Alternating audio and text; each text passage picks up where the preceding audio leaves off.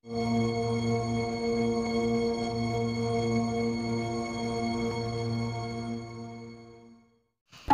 Sri Ramahawati dan Novi Safitri, gimana kabar kalian dua? Alhamdulillah sih hari ini baik ya. Ya hari ini baik. Hari ini baik. Ini kita nih sekarang lagi di Arisi, tapi sebelum itu saya mau berterima kasih nih sama Arisi udah membolehkan saya rekaman di sini. Soalnya ini memang nih kendala kita dalam rekaman itu nggak ada ruangan. Kalau di rumah itu ganggu banyak orang. Terus kita cahayanya kurang, nggak ada penempatan, sama backgroundnya juga jelek di rumah, berantakan di rumah. Baca. Terima kasih lah ke Adisi, apalagi tuh ke Mr. Jack itu udah membolehkan saya minjam ruangan ya. Ini lagi mejanya juga ini. Mejanya mohon maaf dipakai nih. Mohon maaf gitu ya. Kalian kok nggak sekolah? Sebenarnya sekolah, tapi sekolah online. Iya. Jumat ini? Iya. Sekolah online? Iya. Coba dong bagi dong gimana rasanya kita sekolah online itu. Saya kan udah lulus sekolah gitu kan. Iya.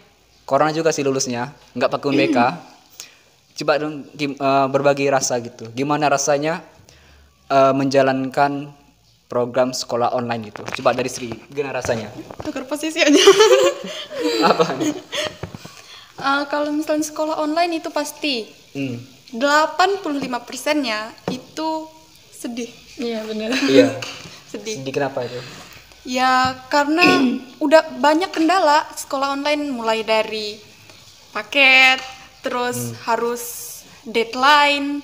Terkadang biasanya kalau sekolah biasa kan bangun jam 5 misalnya, langsung lah siap-siap untuk pergi ke sekolah. Tapi kalau sekolah online ini lebih ke santai. Untuk Novi sendiri gimana rasanya? Oke, ini tuh baru pertama kalinya ya Indonesia ngelaksanain yang namanya sekolah online. Maksudnya itu sekolah yang benar-benar ya datang ke sekolah cuma buat ngumpul tugas di rumah itu. Intinya artinya di sini alat yang dibutuhin itu kan handphone. Iya. Nah, dari handphone aja kendalanya udah kelihatan. Artinya nggak semua orang itu punya handphone gitu. Semua kendalanya mulai dari yang kecil, dari handphone, paketnya, sinyalnya. Kita tahu di sini kalau nggak semua daerah itu sinyalnya tuh tersebar gitu.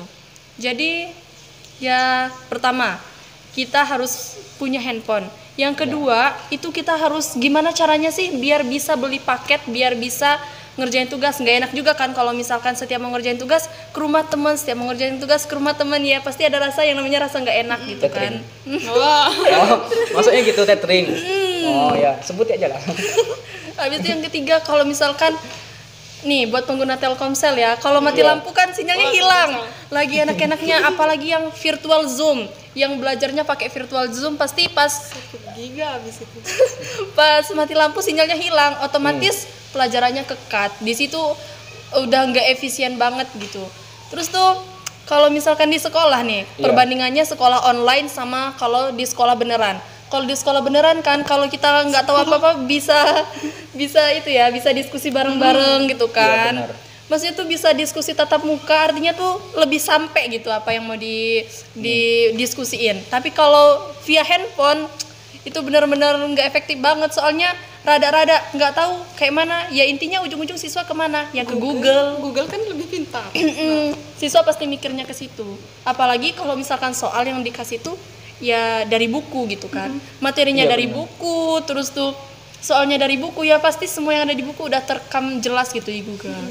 Jadi otomatis otaknya siswa ketika belajar online itu nggak muter gitu, karena apalagi ya kalau misalkan sekolah daring tugasnya dikumpul nih, misalnya hari Senin itu untuk anak kelas berapa gitu.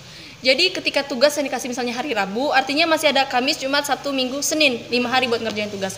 Pasti siswanya bakal santai, udah deh santai, deadline-nya mah hari Senin gitu kan.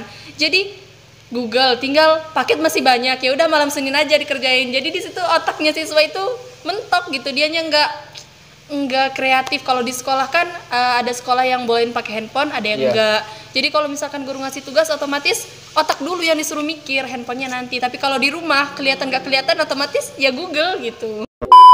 Jadi kalau guru jelasin itu gimana? Apa pakai aplikasi kayak PowerPoint nanti dikirim, atau lihat ada aplikasi Classroom ya? Atau gimana gitu? Coba jelasin. Macam-macam ya. Coba Sri. Ya Sri dulu. Matanya ngeliat sini tapi Coba. Kan belajar online ini kan nggak efisien, apalagi guru menjelaskan juga kurang efisien. Kalau di sekolah kami itu kalau metode pembelajarannya itu sebagian guru itu memberi catatan yang harus kita catat gitu tanpa menjelaskan. Tapi ada juga sebagian guru yang mereka buat video penjelasan kemudian kirim ke kami. Kalau misalnya melalui Zoom terus Google Meet tadi itu memang dipikir kurang efisien melalui sinyal. Terus siswa yang nggak ada HP tuh kan gimana gitu. Kuota juga. Iya, kuota juga. Apalagi kalau entah Zoom ya, Pasti gede banget. pengeluarannya gede. Kayak 1 jam aja mungkin udah 1 giga palingan gitu. Apalagi ini kan memang ada pengajuan untuk paket, tapi kuota gratis sih. tapi belum tersampaikan ke kami gitu. Jadinya kalau misalnya mau Zoom juga belum siap. Siap. Jadi palingan sebagian guru cuma ngasih video penjelasan. Iya. Tapi terkadang juga cuma di belajar online ini cuma memprioritaskan tugas gitu. Tugas gitu. Kalau misalnya penjelasan itu kurang ditonjolkan semenjak belajar online. Kalian ini pakai K13 apa KTSP gitu? K13 ya, K13. Wajar, siswa lebih aktif. Iya Berarti- benar sih, siswa lebih aktif dari guru. Bener kan? Iya benar, tapi di tempat kita yang kayak gini gitu kan belum ke K13 banget gitu. Jadi kayak ya setengah-setengah belajarnya. Emang kali ini masalah sinyal tadi ada nggak perjuangan gitu dapat sinyal bagus? Ada di belakang Coba, ini ini cerita cerita. ya, ini cerita. Di belakang rumah itu kan sawah ya. Jadi kalau misalkan sinyal hilang pas lagi belajar, nggak tahu ya ini di Pagar Dewa Batangbura itu sinyal M3 kadang-kadang lola sendiri hilangan gitu. Iya. Jadi kalau misalkan di Kota Batu sinyalnya bagus, belum tentu di Pagar itu sinyalnya Pindah Kota Batu. bagus gitu. Jadi sering ke sawah itu bawa payung, mau panas mau hujan pokoknya duduk di bawah batang kelapa. Itu sebenarnya perjuangan banget cuma buat ngedownload satu file ataupun cuma satu gambar gitu. Kalau udah ke-download ya pulang ke rumah, ngerjainnya di rumah. Tapi untuk perjuangan mendownloadnya itu ya harus benar-benar cari sinyal. Kalau malam berani nggak? Nggak berani, tapi di belakang rumah itu udah ada batang kelapanya. Nggak tahu kenapa di bawah batang kelapa itu sinyalnya ada gitu. Telkom pun kalau mati lampu, tapi kalau ke situ ada 1-2 gitu. Jadi beruntung gak beruntung di belakang rumah sawah. Siapa tahu itu bang kelapanya duplikat sama menara. Siapa tahu kan? Kalau Sri gimana perjuangannya? Kalau di rumah Perjuangan dapat sinyal nih ya? ya ini perjuangan Benar ya? lagi. Iya benar. Dapat sinyal. Kalau masalah mau dapat sinyal kan rumah Sri kan dekat sama tower. Iya. Nah, Ini enak jadinya banget. kalau misalnya sinyal itu palingan kalau kendalanya kalau misalnya mati lampu tuh yang pengguna Telkomsel, tapi kalau Sri kan pengguna Indosat jadinya nggak khawatir. Kecuali terkadang ini guru kan ngasih video pembelajaran itu MB-nya nggak kira-kira, terkadang sampai ratusan, jadi waktu download tuh lama banget padahal mau ngerjain lagi mood-moodnya itu lagi ngerjain tugas lama banget. Ya udah jadi nggak mood ngerjain tugas, jadi tunggu dulu tengah malam tuh, jam 3-an. Jam 3-an itu bangun download tuh video baru lancar. Jadi kadang tugas tuh ketunda ya gara-gara itu. Gara-gara sinyal. Iya benar, kendalanya berat di sinyal. Jadi kalau misalkan tugasnya belum ke-download saat itu, padahal waktu itu lagi mood-moodnya buat ngerjain tugas, alhasil di nanti deadline-nya hari Senin, dikerjanya nanti malam Senin. Pokoknya pakai sistem kebut semalam. Ada 10 tugas, kalau misalkan dari hari Rabu, Kamis, Jumat, Sabtu, Minggu, Senin masih lama, ya udah nanti aja. Semuanya ada di Google, mikirnya gitu. Nanti pas malam Senin baru. Dari jam abis maghrib sampai jam berapa ya ngerjain tugas, Ketahuan. Nah ini kesalahan. Ketahuan. Ini kesalahan siswa ini. Saya suka SKS gitu. Emang kayak nggak tahu ya, kayak ada istiadat kayaknya di sekolahan ya.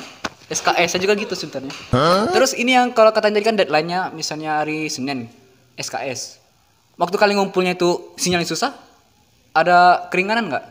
ini tuh Kak ngumpul tugasnya ke sekolah. Ke sekolah? Iya, jadi yang nggak cuma kita aja ya, pasti semua siswa mikirnya yang kerjain yang paling mudah dulu, ntar yang susah ya dinanti-nanti gitu. Tapi kalau di sekolah pasti ada penekanan kan dari guru, kerjain tugasnya sampai sebelum istirahat. Artinya di situ siswa dituntut bisa nggak bisa ya harus bisa.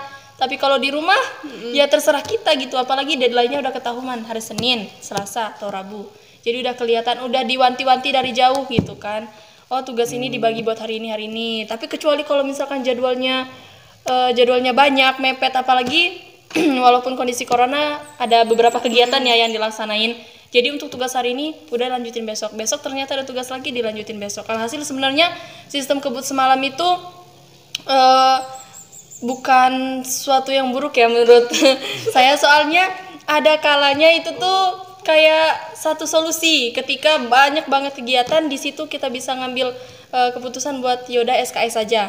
Tapi lama-kelamaan itu bisa jadi kayak kebiasaan buruk. Ya memang benar.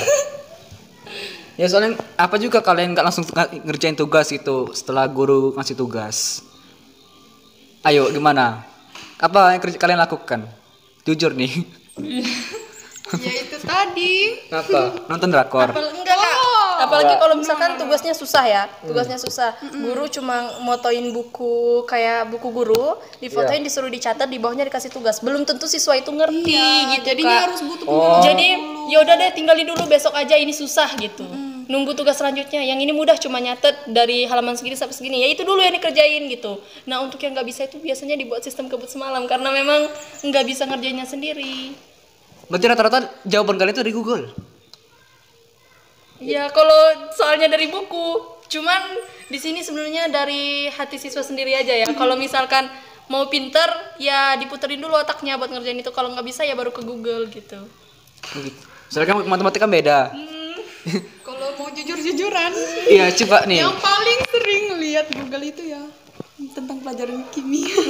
Soalnya dari kimia itu kayak kalau dibandingin sama matematika, kalau matematika itu kan ilmunya bisa tuh pasti ya. Jadi kalau 1 Ya. tambah 1 ya pasti 2 gitu kan. Tapi kalau kimia tuh ada pokoknya, apalagi yang unsur-unsur tabel periodik itu udah muter-muter banget kalau buat ngerjain kimia. Ini Soalnya namanya anak IPA jadi-jadian.